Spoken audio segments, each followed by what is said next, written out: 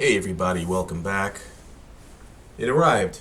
This was, I think, the last Black Friday Cyber Week purchase that I made. And this is another purchase from ProAudioStar.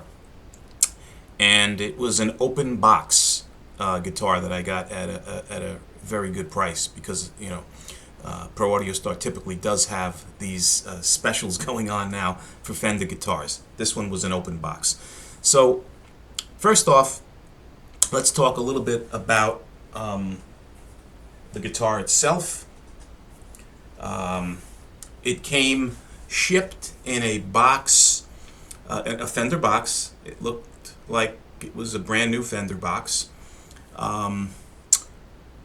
It was very well packaged in the box, securely.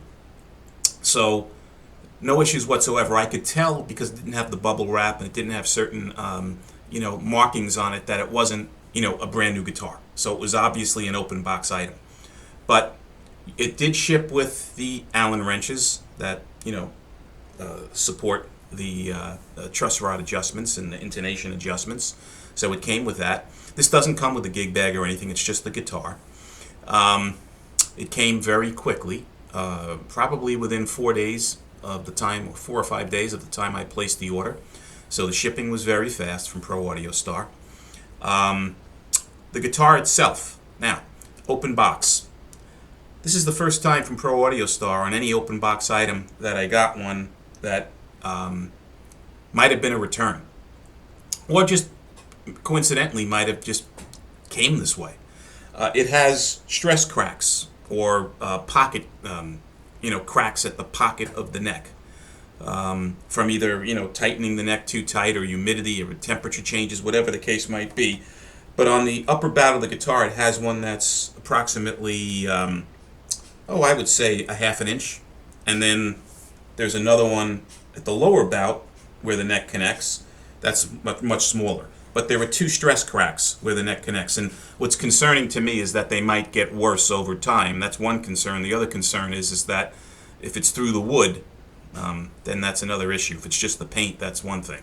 So this is the first time that I got a guitar from them that clearly had some issues. But I'll see how how it goes with them handling it. And again, that's always a true test of customer support of a company. And I haven't had to deal with them regarding that at this point in time. Everything was perfect in terms of the condition of the guitar. So stay tuned. I'll let you know if there are any issues with that. But yeah, so it does have some stress cracks here at the base of the neck. The guitar. It is a contemporary Strat special hardtail. That's the description of the guitar. It has, as you can see, no tremolo on the bridge. This is a hardtail bridge. You can see it right there. 2-screw hardtail bridge, blacked out. String through body. No cavity here because it is a hardtail. What else do we have to talk about? These are some of the special features now that makes this thing the HT Special. Okay, the Contemporary Special. And these guitars, as you can see already by the configuration of the pickups, are different than your conventional Stratocaster, and that's one of the reasons that I bought the guitar. And what attracted me to this guitar is that it's a little bit different, and it has features that I like, that I wish a regular Strat would have had. So let's talk about some of the features. So first, out of the chute, this thing is the first guitar I've gotten from Squier that has a roasted maple neck, and you can see there's nice figuring on the wood. It's a satin finish. It also has a sculpted heel for better access when you get up there in the shredding, zip code of the guitar. You can see there it's got the sculpted neck, which is nice, and it's got Squier embossed on the faceplate. Everything you'll notice here is black. The tuners, the faceplate, the saddle, which is interesting. The tuners are standard, Fender seal tuners. They're nothing special. They're not bad. They certainly work fine. These are regular Squier seal tuners.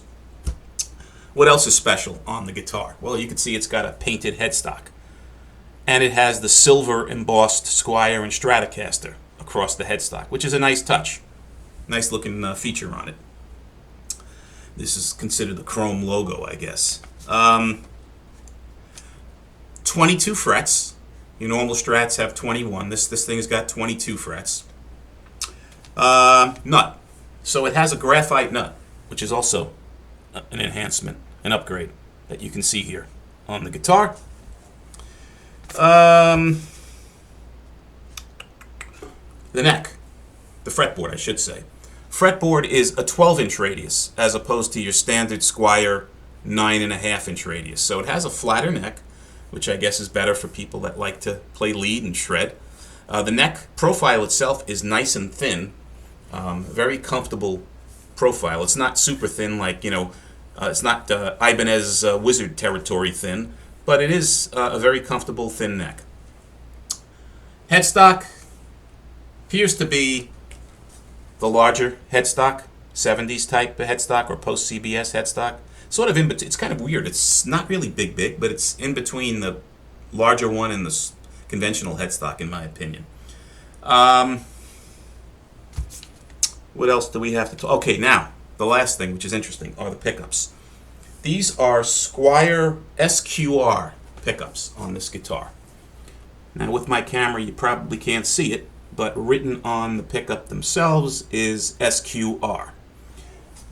These are new pickups for Squier. They are higher output and rockier than the conventional ceramics and single coils that are in the Strats. Certainly more so than the Alnicos, the Alnico 5s that are in your typical classic vibes. These pickups, I would say, are in between the ceramics and humbuckers, so you can get thicker sound out of these things if you're into playing the heavier side of things, heavier rock. I wouldn't say metal, but maybe approaching the lower end, the lighter end of metal. The pickups sound very good. They're clear, they're articulate, yet you get that nice thick crunch out of them. They are positioned in a unique way so that instead of these are 3 single coil pickups, but you can see there's the neck pickup and then the middle and the bridge are almost together, positioned together like a humbucker. So you're getting that thicker sound out of the pickups. So now the positions are interesting. So in position number 1, it's just the middle pickup alone. Or actually, I shouldn't say that, I'm saying it wrong. In position number 1, it's just the bridge pickup and the middle. These two, bridge and middle, not middle alone. So that's where you're getting that humbuckerish type sound. In position number 2, right here, is just the middle pickup. Putting it in position number 3, you get the middle pickup and the neck pickup. In position number 4, you're getting all 3, which is a really, really cool sound, a really, really unique sound. And finally, in position number 5 is just the neck pickup on the guitar. So it's really got versatility and a lot of different sounds that you can get out of this guitar, which is very, very interesting. The neck, the fretboard, I don't know if I mentioned. This is Indian Laurel. The neck is not glossy, obviously. It's a matte finish because it's got this roasted maple finish to it. It's a 3-ply pickguard, white, black, white, or black, white, black, I should say. Is there anything else to talk? The color.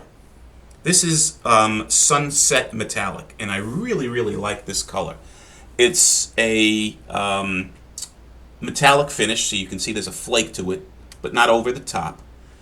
I love the coloring, which is this reddish bleeding into orangish yellow in the middle. The back is the same. Really interesting and unique color. I never had a guitar this color. The guitar weight is very light. I would say this guitar is probably maybe 7 pounds. That's my guess. I haven't weighed it yet. Chrome logos. I'm trying to think if there's anything else. That's really it, guys. Out of the box, the fret ends are a tad bit sharp. They might have to be addressed. Nothing that's terrible, but I've seen better fretwork out of the box from Squier than this particular one. And again, I don't know if it's because it's old stock or if it's because it's an open box and was laying around a while. That could be the reason as well. But some of the frets are sharp. Looks like a 22 build based on the serial number. Yeah, so all in all, again, the other difference on this guitar, which I didn't mention obviously, is it's got one volume and one tone, as opposed to the normal Strats, which have, a volume and two-tone knobs on the guitar. So main differences here between this and a conventional Strat, right, or a regular classic vibe affinity Strat, right? Obviously that one volume and one tone. So if you like simplicity, that might be a plus for you. The arrangement of the pickups and the pickup settings are different than a conventional Strat, where you have your neck, middle, and bridge distinctively set up that way. The main difference being that there is no adjustment for just the single coil bridge position, which is interesting. I don't know why they didn't do that. You have to get the middle and the bridge together, which is fine. What else is different? The nut is different. It's a graphite nut. The heel is sculpted. That's a nice upgrade. I already went over the roasted neck upgrade. So those are really the main differences. It doesn't have a tremolo. I'm not a tremolo user anyway. This is a hardtail. But all in all, it's a nice guitar. It's a great alternative to your basic run-of-the-mill Strats, whether it be an Affinity or a classic vibe or a Bullet or whatever the case is. And I got a good deal from ProAudioStar on the guitar because it was an open box. So that's my story, and I'm sticking to it. Just wanted to give you a report on the guitar. I'll come back and plug it in at some point and play it so you can hear what it sounds like. In the meantime, on YouTube, there are far better plays than I am demoing this guitar if you want to hear what the guitar sounds like. There's some really good demos on YouTube. But I will be back playing it and letting you hear me butchering it and hearing what the guitar sounds like. Okay, any questions, fire them below. If you find these videos helpful and useful, please subscribe. And as always, guys, until the next time, be well and stay safe. Take care.